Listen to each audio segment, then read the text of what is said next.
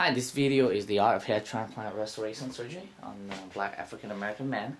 He actually flew in all the way from Florida, and he's a really class 5 hair loss. If you look down, all the way down, you can see it's thinning all the way from the front to the back.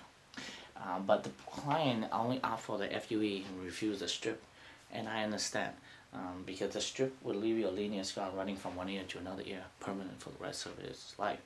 And he just does not want that linear scar, so he's opted for the FUE method.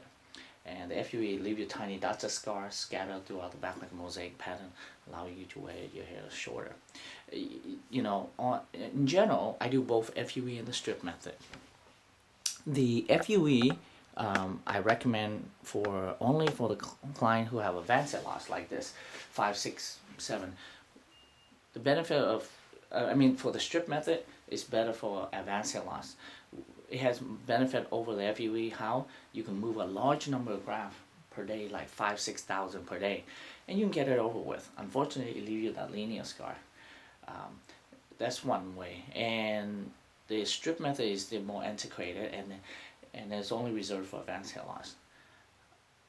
For mild, moderate hair loss up to class 4, I recommend the FUE. And more people are out for the FUE because it's minimally invasive with minimal scar and allow you to wear your hair shorter. However, patients with advanced hair loss can opt for the FUE as well, but they need to know that it's going to be more than one surgery.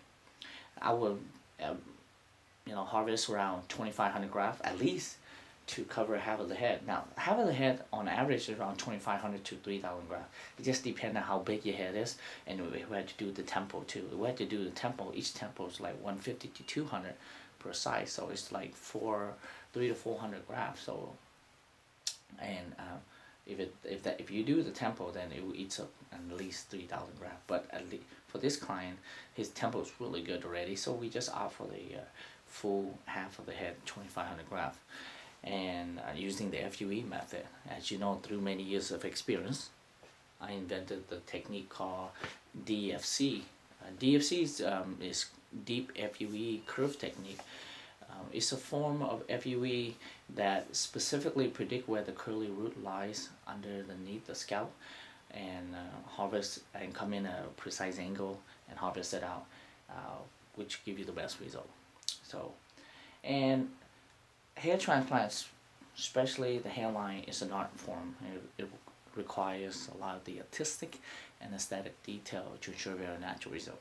So from the mid eyebrow to the mid hairline is around 6.5 to 7 centimeters for Asian and black. And Caucasian is higher, around 7.5 to 8.5. For Caucasian, the hairline arch up like this. For black, you can see it comes straight across. And then the other difference is the zigzag. For Asian and Caucasian, the zigzag is bigger in amplitude. For black, we will have smaller amplitude zigzag. Why? Because most black men like to line the hairline up anyway. So we have a big zigzag, then when you line up, the hairline is way higher. The other important thing is the angle where the hair exit. For Asian, around 35-45, or another ethnic, but for black, it's more flat against the skin, so start around 15 degrees.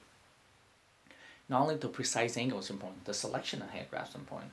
We transplant rows and rows of single hair graft in the front, follow up by root to go 2 hair, 3 hair, and 4 hair in the back for bulk and volume.